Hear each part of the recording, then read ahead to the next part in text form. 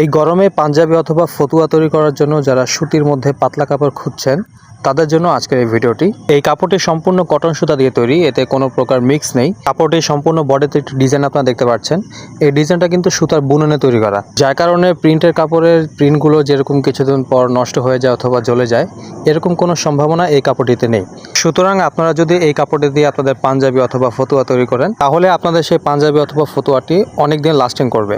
আর এই কাপড়টি কিন্তু আমরা ঈদের পরে প্রায় 20% মতো ডিসকাউন্ট অফারে দিয়ে দিচ্ছি। কাপড়টার রেগুলার প্রাইস ছিল 350 টাকার প্রতি গজ, আর এখন আপনারা 20% ডিসকাউন্ট অফার পেয়ে যাচ্ছেন 280 টাকার প্রতি গজ।